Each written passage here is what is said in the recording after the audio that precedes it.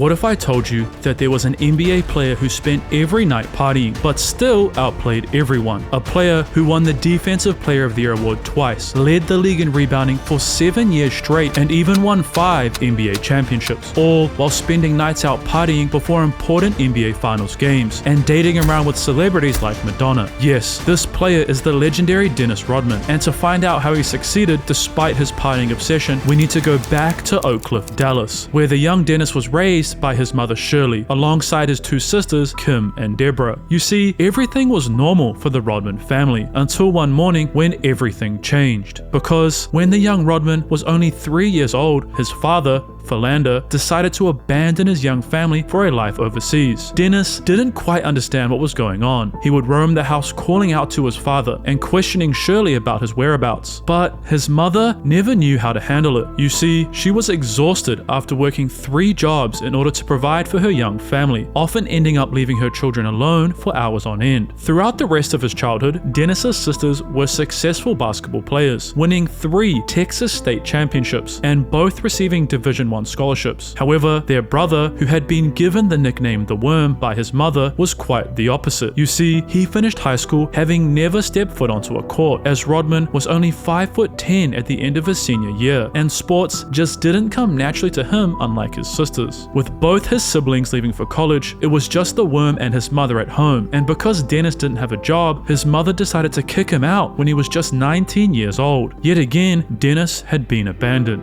Soon after being made homeless, Rodman would get a job as a nighttime janitor at Dallas-Fort Worth Airport, and while working, something incredible would happen. You see, by the time the Worm was 20 years old, he had grown an incredible 10 inches, meaning Rodman now stood around 6'8" tall, and it was this sudden change that prompted a friend to suggest that he try out for their local community college basketball team. But before he could do that, something unfortunate would happen, because throughout his shifts, Rodman would mop past a gift store inside the airport, and over time, a plan would hatch in his head. So, one night, he decided to steal 15 watches from the store. Why did he do this? Well, all he ever wanted was to be loved, and he believed handing out the stolen watches would help him make some friends. However, as he showed up for a shift that night, he was arrested and sent to jail. Dennis would lay awake in his cell all night thinking, was this really it? Is this what my life is going to be? Sick of feeling sorry for himself, he made a vow then and there that he was going to do everything in his power to change.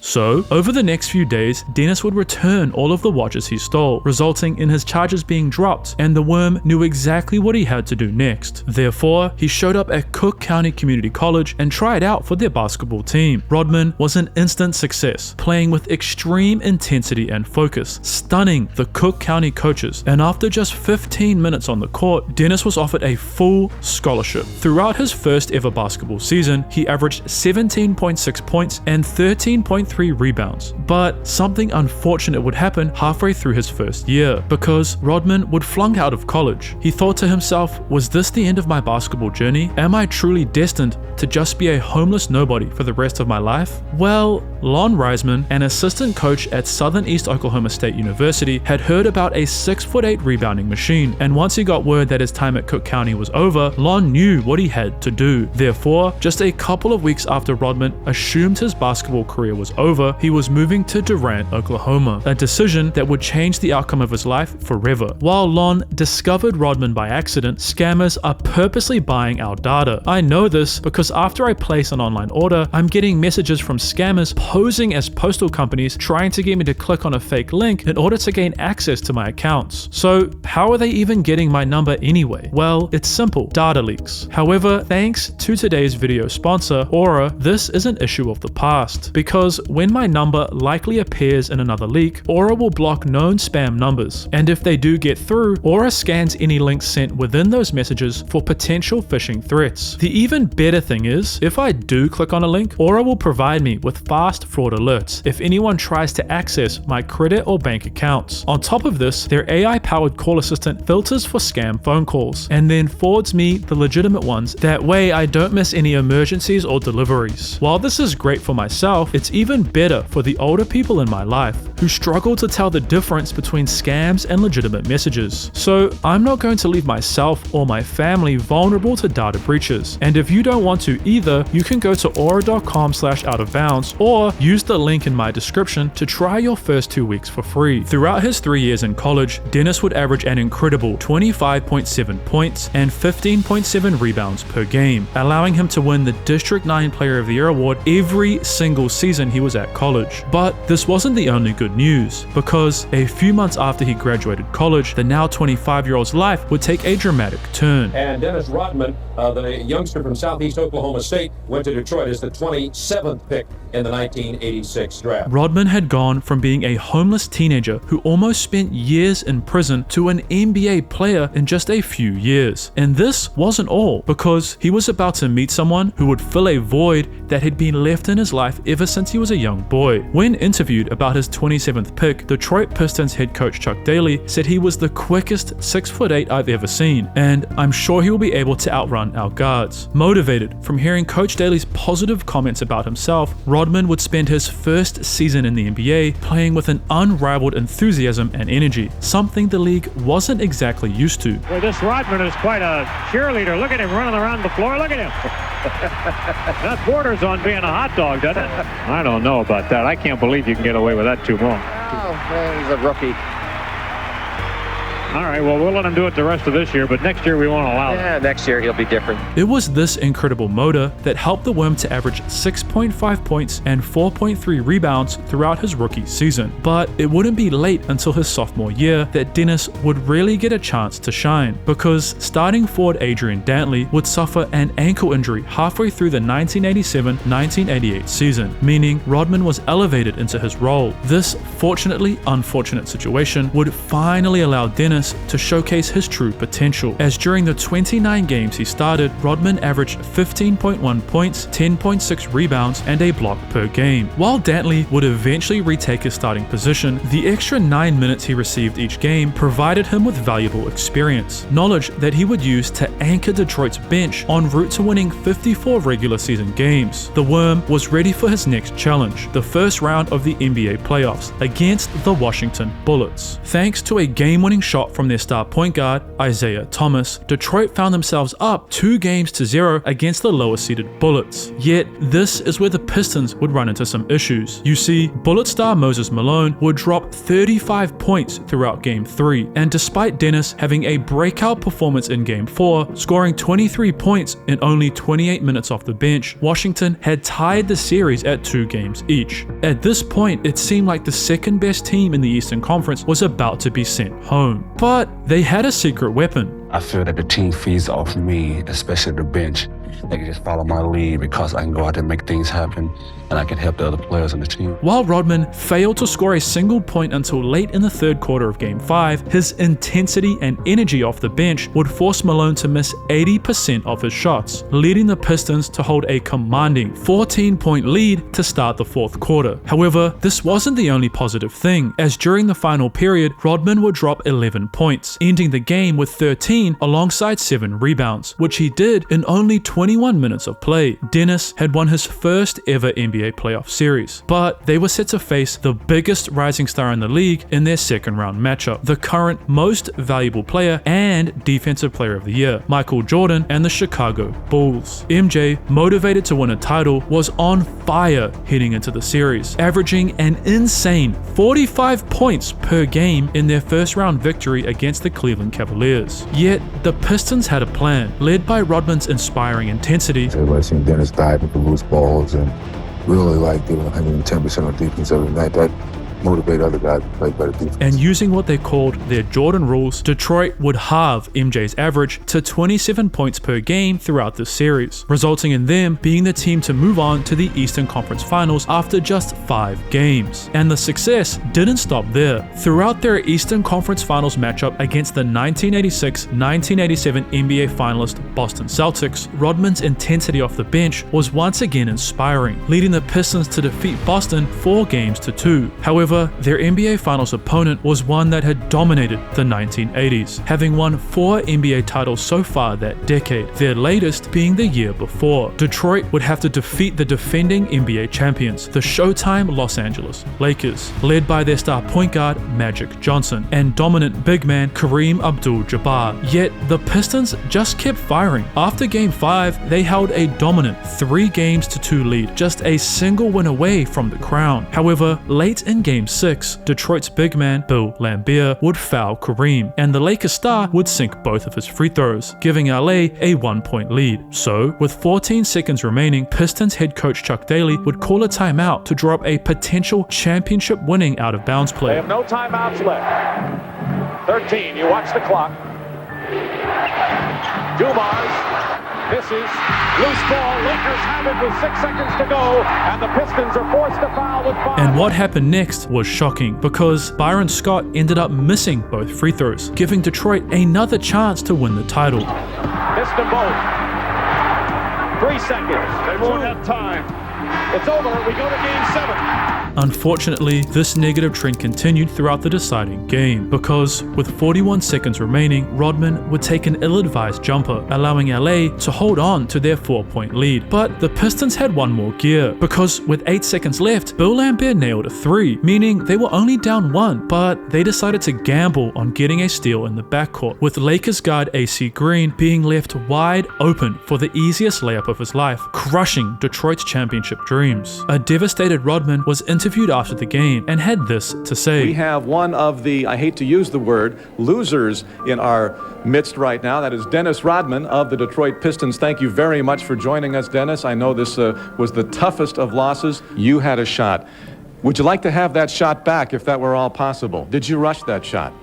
As you know, I'm not a jump shooter. I don't know what made me shoot that shot. I have a feeling you will have that shot back in the future when the Detroit Pistons appear in the NBA Finals once again, because I'm sure your ball club is going to be there. Thank you very much for the visit, and we'll see you in the NBA Finals somewhere else. I hope so. However, things were about to change. The Pistons entered their new arena in the 1988-1989 season, dubbed The Palace, and it was the Worm who would record Detroit's first block shot on their brand new home court. Yet this wasn't the only first for Rodman, because just before the season began, on September 28, 1988, he, alongside his girlfriend Annie Bates, welcomed their first daughter, who they named Alexis, into the world. Dennis would finally get his chance to become a father, promising himself he wouldn't be like his dad. Can you say rebound? Yeah. Good. That's very good. That's what they got to do. Rebound on the floor, huh? You get kind of teary-eyed when you talk about Alexis. Yeah, you know, I hate to cry because people say, God, you cry so much. You know, but, you know, you're not a man. You know, you're not a person if you don't cry. And, you know, it just makes, you know, it makes me feel good just talking about anything that's worthwhile. Throughout the remainder of the season, Dennis would average 9.4 rebounds, 9 points, and 1 block, whilst only playing 27 minutes per game off the bench, helping Detroit to hold the league's best record heading into the playoffs. The Worm and his Piston teammates would sweep their way to the Eastern Conference Finals, where they were set to face someone hungry for revenge, Michael Jordan and his Chicago Bulls. MJ saw red, because over the first 3 games, he would average an insane 35 points, allowing the Bulls to hold a 2-1 lead heading into Game 4. With their backs against the wall, Coach Daly knew he had to make some changes, and after witnessing Dennis grab 4 offensive rebounds throughout their Game 3 loss, Daly had an idea, because during the must-win Game 4, Rodman saw a massive increase in his minutes, going from 22 over the first 3 games to 30, allowing him to grab an amazing 8 offensive rebounds in Game 4, leading the Pistons to tie the series. Realizing his plan was genius, Chuck continued to feed Dennis more minutes, allowing him to average 15.7 rebounds per game over Games 4, 5, and 6, a performance that would lead Detroit to another series victory against the Chicago Bulls. Dennis was ecstatic to see a massive increase in his role. I love the game. I love my job, even though the job that I do on the court, people don't like. They don't want to do it. but I love what I'm doing. I want to earn my money. I want to earn my respect on the court. Daly made him feel valued, and for the first time in his life, he was contributing to something bigger than himself in a meaningful way. However, once again, they were set to face the Los Angeles Lakers in the NBA Finals, and Magic Johnson, who had been named as the MVP that season, shared this. Are they ready? Ready for the challenge? Do they have what it takes to beat the Lakers? While Rodman had been vital to their series victory against the Bulls, he struggled throughout the finals with intense back spasms. And while this would stop most players from competing, Dennis had a much different mindset. As long as I can walk, as long as I got 2 legs under me, 2 arms that I can run up and down the court, I'm all right. Rodman would step up and draw offensive foul after offensive foul, putting his already suffering body on the line and doing whatever it took to help his team win an NBA championship. The Worm's selflessness inspired his teammates, energizing them en route to sweeping the defending NBA champions. Detroit had won their first ever NBA title, and Rodman couldn't hide how it made him feel.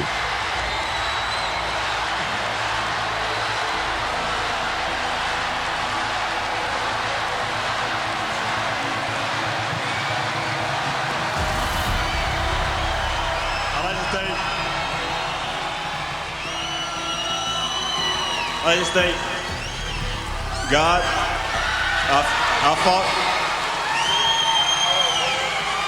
I done fought through a lot of things to get where I am today. But I'd like to thank the people in the organization, all these guys right here for giving me opportunity to play with them. And I love everybody here today.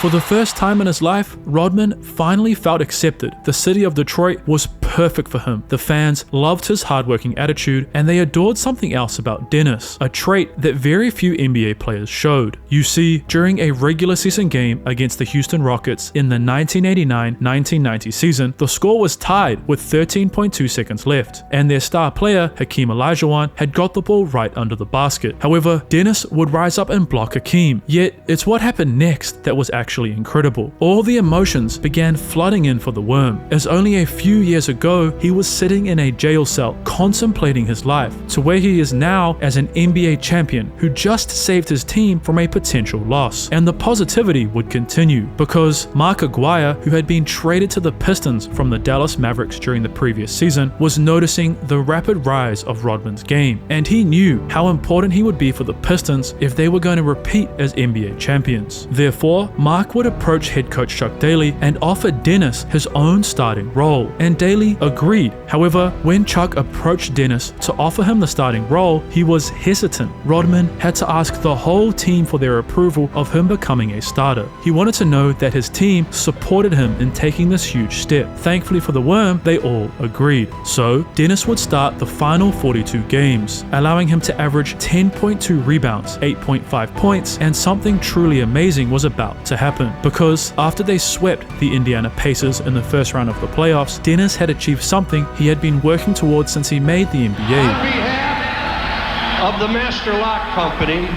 it gives me great pleasure to present the Master Lock NBA Defensive Player of the Year Award to Dennis Rodman. Congratulations, guys. To accomplish a goal, and then all of a sudden you achieve it, no matter what it is, I promised myself I wouldn't break down if I wanted to avoid, but it hit me, and it was a great feeling for me. I wanted this one so bad.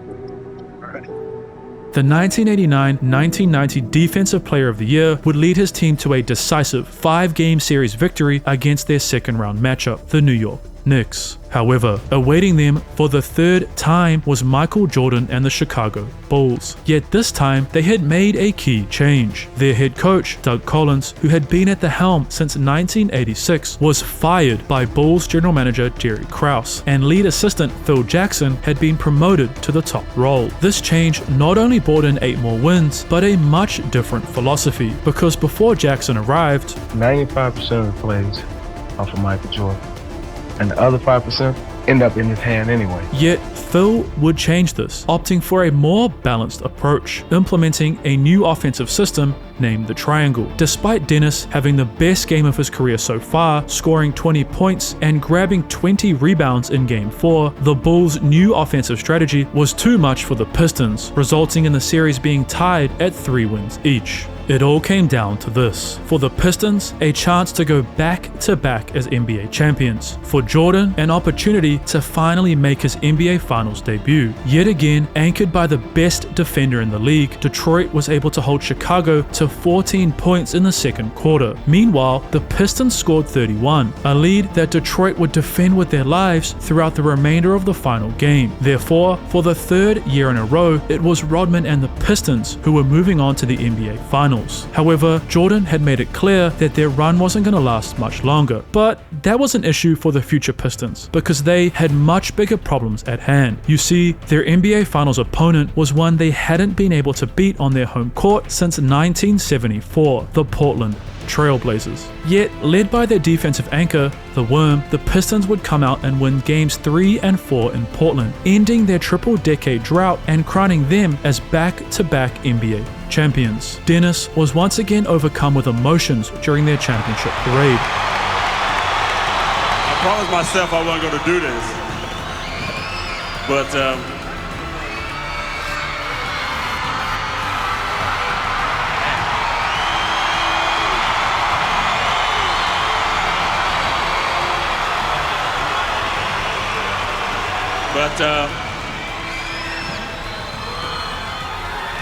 I'd like to thank, first of all, I'd like to thank the state of Michigan for supporting the Pistons all year. And I'd like to thank the Detroit Pistons for having me as a player and as an individual. However, would Detroit be able to achieve something that hadn't been done since the 1960s and win 3 titles in a row? Well, thanks to Mark Aguirre, Rodman was now a full-time starter during the 1990-1991 season, allowing him to score a new career high of 34 points against the Denver Nuggets, and he continued his dominance on the other side of the floor. Dennis Rodman's big thing is, I don't need any help. Let me just handle it. And he would earn a new nickname throughout the season. Though Rodman worms his way into the hearts of the home crowd, some NBA players find Dennis is the menace. Whoa, Dennis!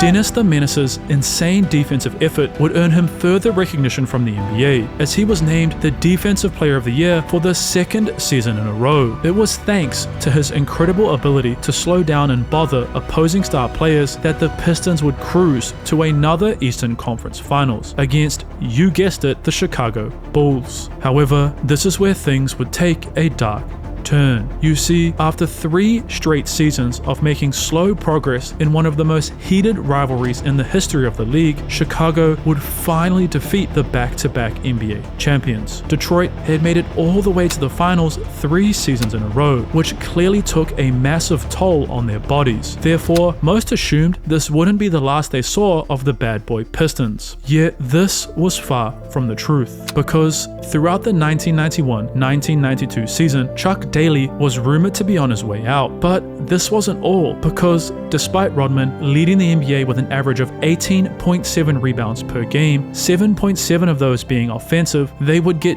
dominated by the New York Knicks in just the first round of the NBA playoffs. Shortly after this loss, it was announced that Chuck Daly had decided to sign with another NBA team, the New Jersey Nets, devastating Rodman. He was so upset by this that he decided to skip the entirety of the Pistons' 1992-1993 preseason training camp. And while many assumed it was just because of the loss of Daly, there was actually something else. You see, Rodman had married Annie over the offseason, only for it to end 82 days later, and his now ex-wife would do something that destroyed Dennis. I don't get to see her. This decision resulted in a life-changing event for Dennis. This Rodman situation in Detroit. A friend calls police because Rodman isn't home in the middle of the night and a rifle is missing from the house. Rodman is found working out at the Palace around 6 o'clock in the morning Thursday. The rifle was in his truck. He was taken to a psychiatrist's office. Now, while Pistons president Tom Wilson has expressed concern over the incident, Rodman says everything's fine. In fact, he had dinner with his old coach Chuck Daly last night. According to the chief of police, there was no evidence Rodman tried to harm himself.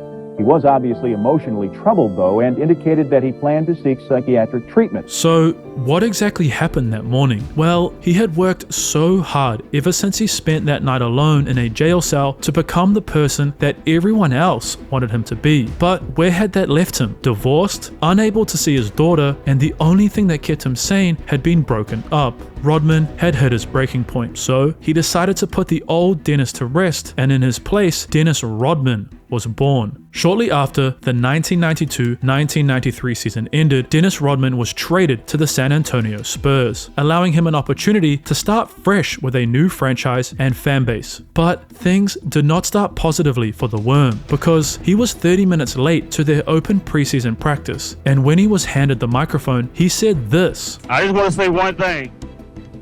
You can like me or you can hate me, but I know one thing. When I step on this damn floor, all I'm gonna do is get solid. Only to then reveal the reason why he was late. He was getting his hair dyed blonde, and while he thought Spurs fans would be shocked, it was quite the opposite. The fans roared with applause, loving their new addition to the team and his new wild hair color. Dennis was starting to feel comfortable in his own skin again. Additionally, head coach John Lucas understood what Dennis brought to the team, as despite Rodman being late to practices or completely missing shoot-arounds, he was never punished. So why did he get this special treatment? You see, the Worm allowed his superstar teammate David Robinson to worry less on the defensive side of the floor, as Dennis was only getting better at his favorite thing to do on the court. Sometimes I get so frustrated because I didn't get the basketball, I didn't do this, I didn't do that. I look up, I got 22 rebounds, and I'm still saying I didn't do that. I didn't get the rebound. And throughout the season, he would average a whopping 17.3 rebounds per game, enough to earn him the rebounding championship for the third year in a row. Dennis would also meet someone who completely changed his life. During a break between regular season games, Rodman had flown to Miami for an interview with hip-hop magazine Vibe. However, he wasn't questioned by a regular journalist. No, it was pop star Madonna that was interviewing him, and during their photo shoot for the front cover, the pair began to form a clear bond, a relationship that flourished over the next few months, with Dennis spending his free time partying and hanging out with his new girlfriend. But a week before San Antonio's playoff run began, issues started to arise, because when the Spurs were set to face the Clippers in their final regular season game, Madonna showed up to support her boyfriend, sitting courtside wearing a number 10 singlet. So what's the issue? Well, Rodman would fail to attend the following day's practice, choosing to spend the night partying with his new partner. San Antonio began to feel like Dennis's new relationship was becoming a slight distraction for their team. So when she showed up for San Antonio's Game 3 matchup in the first round of the playoffs against the Jazz in Utah, a game that the Worm was suspended for, it started to create further problems. And while Rodman was ready for Game 4, I'm gonna come out tomorrow, they're gonna boot it. They're going to do everything they can to distract me, but it's not going to distract Dennis Rodman. I'm ready to fight. I'm ready to do anything. I'm ready to go to war. everyone else was focused on Dennis's relationship, not the game. Therefore, despite the Worm grabbing 20 rebounds, 11 of which were offensive, the Spurs would get dominated by the Jazz, losing the series 3-1. San Antonio's owner, Peter Holt, who had served in the US Army, was pissed. While he knew Dennis was an incredibly valuable basketball player, he also understood that something needed to be done about his off-court antics. Therefore, an assistant coach from the Golden State Warriors, another former member of the US Army, was hired to be their general manager for the 1994-1995 season, Greg Popovich. His first move was to replace head coach John Lucas, who he felt was too lenient with Rodman, with Bob Hill, and issues between Rodman and Popovich began right away. Firstly, on a team plane, Dennis decided to wear a normal pair of Levi jeans and was fined $15,000 for it, as the team only permitted designer brand jeans. While this is mind-blowing, on another road trip, Bob Hill discovered he was listening to a Madonna CD, so he fined him $10,000. Spurs. And this is just the tip of the iceberg, because Dennis failed to show up for their first exhibition game against the Milwaukee Bucks, resulting in another $15,000 fine, and his relationship with San Antonio would reach its boiling point when he was ejected from their final preseason game against the Golden State Warriors. Frustrated with his treatment, Rodman would throw an ice pack towards his new head coach, resulting in general manager Greg Popovich suspending him for 3 games. And Pop wasn't done. After Rodman finished his suspension, the pair would sit down and mutually agree on a leave of absence, which would last just over a month, a period where the Spurs only managed to win 8 games whilst losing 9. After his suspension ended, yet again, Rodman refused to show up to practice because Dennis felt like he was being treated like a child, sharing, I'm not going to live as a robot or as someone paying me millions of dollars to say, you have to dress like it, you have to do this, you have to do that. Really? Do I have to do that? Is it going to make you happy that because I can dress in a suit and make you look good? I'm not going to do that. Everything I do is for a reason. It's a purpose behind it. But the purpose is to accomplish at the end of the game, that W. That is it. That is it. If I do something distracting, that means there's a reason for that. There's a reason. However, he would eventually make his return, and San Antonio turned their season around. In the 49 games that weren't played, the Spurs won 40 and only lost 9. This incredible win-loss ratio made it clear that despite Rodman's off-court actions, he was an incredibly valuable player, someone who once again led the NBA in rebounding with 16.8 per game, en route to the Spurs winning a league-high 62 games. As San Antonio began their championship run, they were dominant, crushing the Denver Nuggets in the first round and held a commanding 2-0 lead against the Los Angeles Lakers in the second round, before things started to come crashing down for Dennis Rodman, because before halftime began in Game 3, he was subbed out, so Dennis decided to sit on the floor and take his shoes off, allowing his feet to breathe. But because of this, he failed to stand up and be present for a timeout huddle. It was due to this that Dennis would not play a single minute for the rest of Game 3, and while he wasn't officially suspended for Game 4, Coach Hill wouldn't play him at all. When questioned about it, Hill said he would have put Rodman in if he felt like he could use him, and the punishment didn't stop there. San Antonio forced him to come off the bench in Game 5, and it was only in Game 6 that he was allowed to play freely. Coach Hill would finally start Dennis again, allowing him to grab 16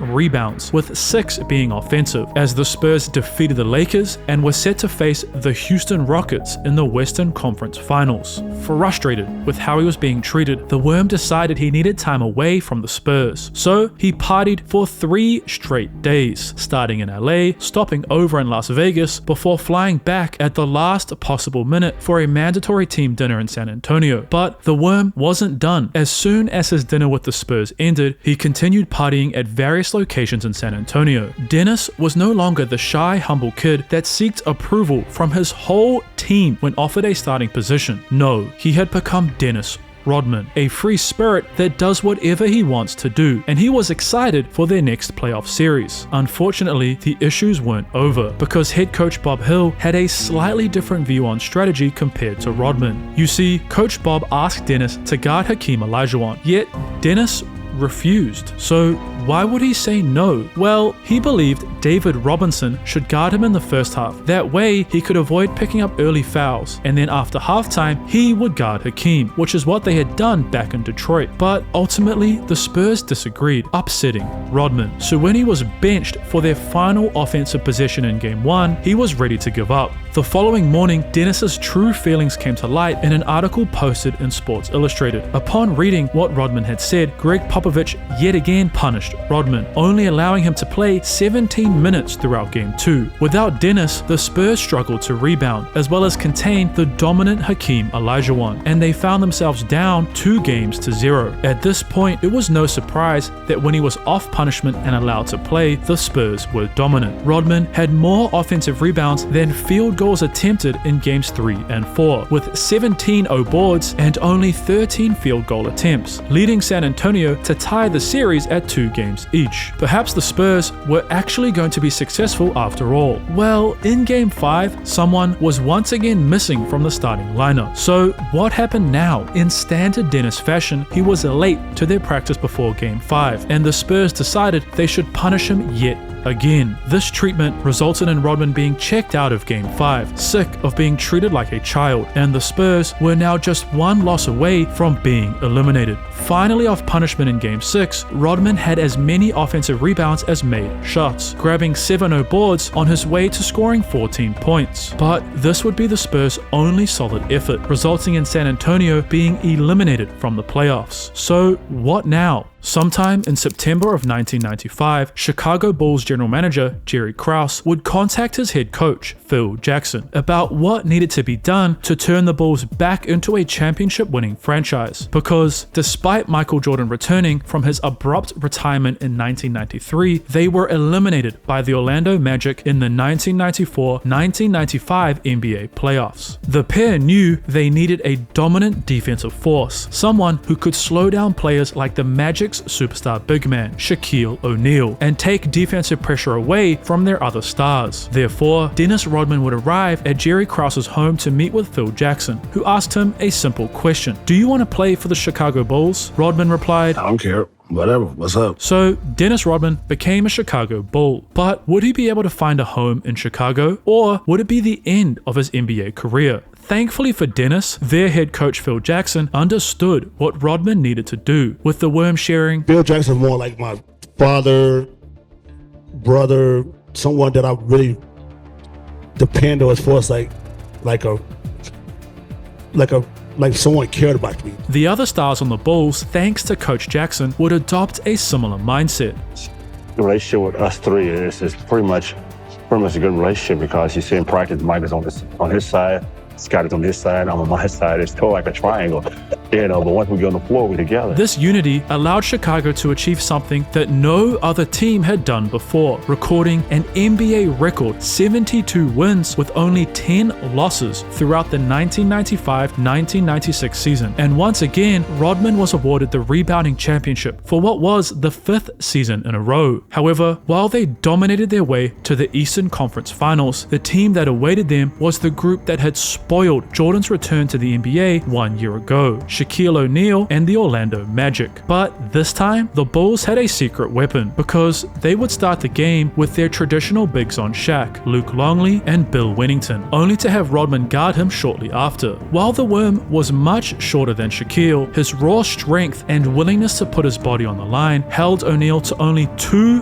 points while he was guarding him. In normal Rodman fashion, he dominated the glass, grabbing 21 rebounds throughout Game 1, leading Chicago to an insane 38-point victory. Jordan would get his revenge over the next 3 games, sweeping the Magic, and their control over the NBA continued throughout the finals, because after 3 games against the Seattle Supersonics, they held an impressive 3-0 lead, until something unusual would happen. You see, ever since Dennis Rodman was reborn in Detroit, every spare moment he found during an NBA season was spent partying. Because we have a day off, I just go get a plane, go to Vegas, and come back the next night. However, for the first time since he left Detroit, he decided to go completely clean between games 3 and 4, getting 8 hours of sleep and avoiding any partying for 3 straight days. The crazy thing is, for most NBA players, this would have made them play better, but for Dennis, it was horrible. He was checked out and unfocused, allowing the Sonics to crawl their way back, winning games 4 and 5, meaning Chicago was 2 losses away from choking their 4th NBA championship. Therefore, Rodman, realizing his mistake, would party all night before Game 6, his antics ending early the day of the game. The result? Throughout Game 6, the Worm had 11 offensive rebounds, 19 total, 5 assists, and 9 points, helping the Bulls to win their 4th NBA title in 6 seasons. Dennis's 3rd. He had clearly found a home in Chicago. You know, I feel this year that you're not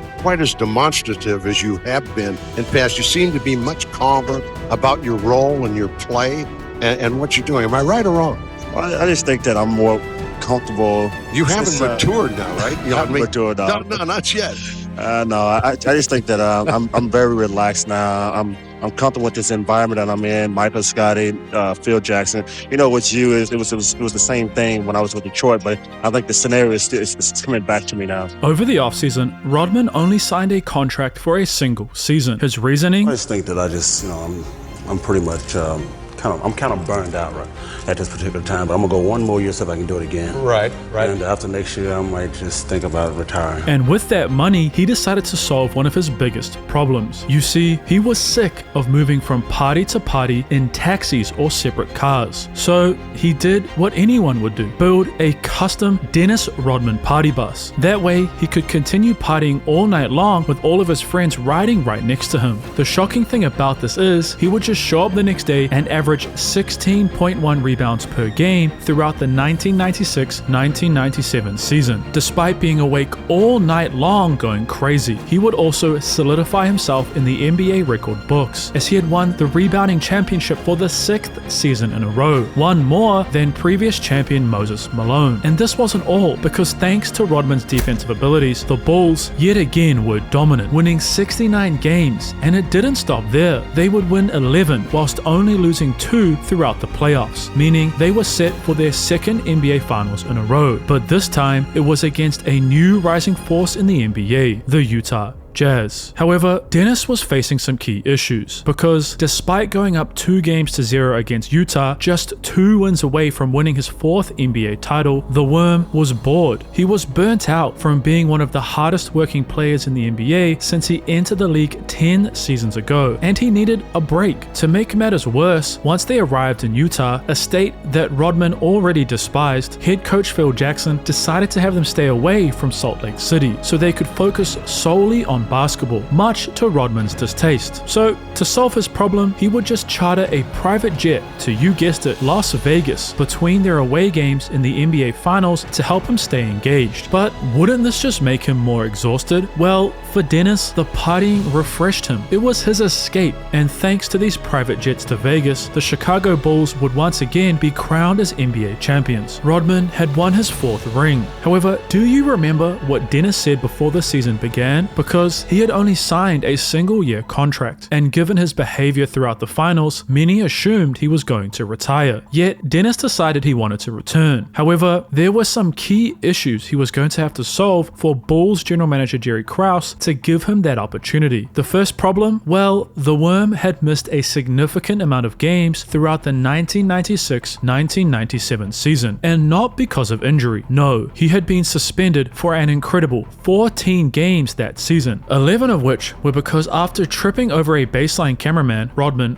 for whatever reason, decided to kick the filmer. The Worm also had a bad habit of picking up technical fouls throughout the season, which would have him suspended for a further 3 games. Therefore, his contract for the 1997-1998 season was signed at $9 million, but over 50% of that money was in incentives. While Rodman initially didn't agree with this contract, it turned out to be a genius move, because, unsurprisingly, Dennis only missed 2 games that season, and you might be thinking, why did he miss those games? Well, Bulls star Scottie Pippen decided to have an important surgery on his injured foot right before the season began, which resulted in him missing the first 35 games that year. Therefore, Michael Jordan no longer had his right-hand man, and he needed someone to fill that role. That person ended up being Rodman, who stepped up incredibly, recording a season-high 29 rebounds against the Atlanta Hawks. However, once Pippen returned, Rodman was exhausted, feeling that same burnout he discussed after winning his 3rd title in 1996. Therefore, he would ask head coach Phil Jackson for a break, which Coach Jackson would allow, but only for 48 hours. Of course, Dennis, who had been nicknamed Rodzilla, almost doubled that 48-hour window, causing him to miss their home game against the Charlotte Hornets, and questions started to be raised. Would we ever see Dennis Rodman again? As usual, Chicago superstar came to save the day. Michael Jordan flew to Las Vegas to forcefully return his teammate back to Chicago. However, Rodzilla wasn't done, because the Bulls were set to face the New Jersey Nets on the road. So, once the team arrived in New York, Rodman continued his partying. He went so hard into the morning that he completely forgot he had an NBA game to play in just a few hours. Realizing his mistake, he just thought, oh well, and kept partying. The crazy thing is, once he returned, he would average an insane 18 rebounds a game, 7 of those being offensive, resulting in Rodman winning the rebounding championship for a record-smashing 7th year in a row. Rodzilla's break clearly worked. The Bulls ended the season with 62 wins, and despite the Indiana Pacers giving Chicago a heart attack in the Eastern Conference Finals, the Bulls were back in the NBA Finals for a rematch against the Utah Jazz. So, did Rodman continue to charter private jets to go to Las Vegas between games? Well, he did fly somewhere, because after their dominant 42-point Game 3 victory at home, Dennis would head back to where his NBA career began, for wrestling? There are some things worth missing practice for, brother. And that's definitely the NWO, brother. Rodzilla decided to skip practice and throw some chairs around with Hulk Hogan. Once again, thanks to the small break, Rodman would grab 14 rebounds in Game 4, a massive increase from his 8.3 per game average throughout the first 3 NBA Finals games. And 4 days later, thanks to one of the biggest shots in the history of the NBA, the Bulls were crowned NBA champions for the 6th time in 8 seasons. When asked about what his 5th NBA championship meant to him, Rodzilla replied, "Well, it means to me that we come back to Chicago and everybody keep the bars open because we'll be back tonight, baby. That's what it means right now." And he would share this during Chicago's championship parade.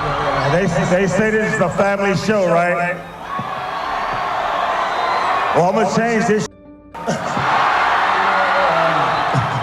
I don't have much to say, but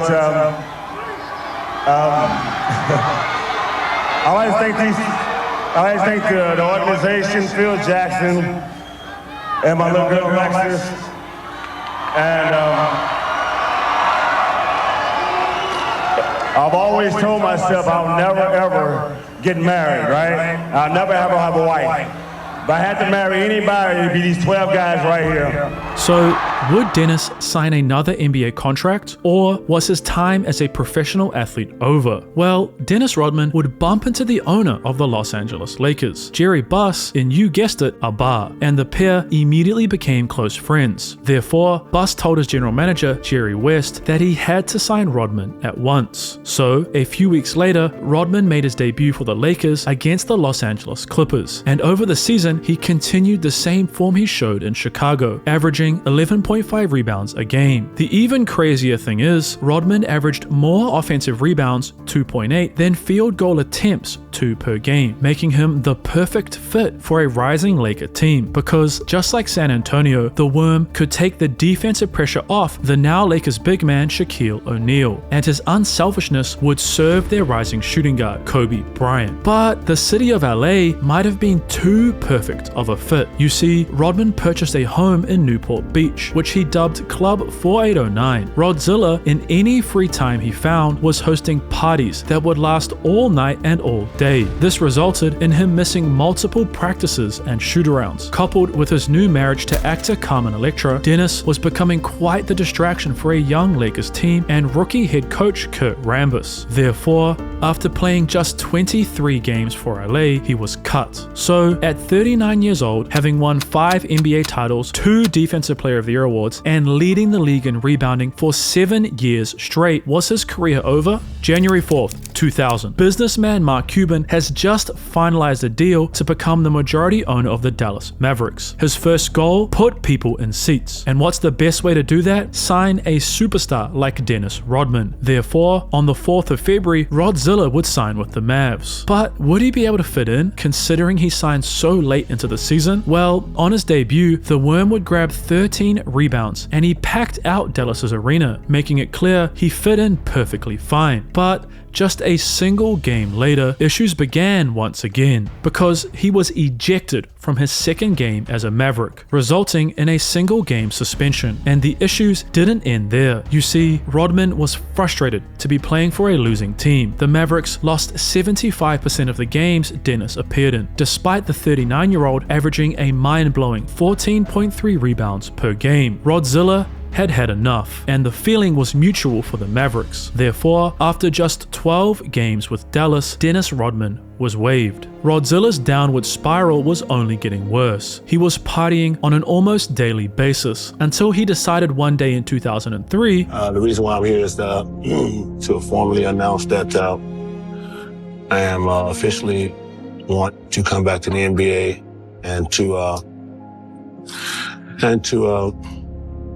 basically finish my career the way I want to. While most 42-year-old ex-NBA players wouldn't even get a single chance thanks to his connections with Phil Jackson and Chuck Daly, he was offered a $10,000 per game contract with the Denver Nuggets. However, after another big night out partying, something terrible would happen. Rodman had met a man who had just purchased a new motorcycle, and Dennis had to give it a ride. So, in the early hours of the morning, in an empty Las Vegas parking lot, Rodzilla began riding recklessly, and just a few minutes later, disaster struck, as Rodman lost control of the bike, hitting a curb and sending it flying into the air, only for the motorcycle to come crashing down on his legs. The former NBA star was rushed to hospital, where he required over 70 stitches to put his leg back together. While 99.9% of the world would head home to rest after something like that, Dennis just kept partying, not even bothering to change out of his hospital gown. News of this would land in Denver's front office, resulting in... We were still kind of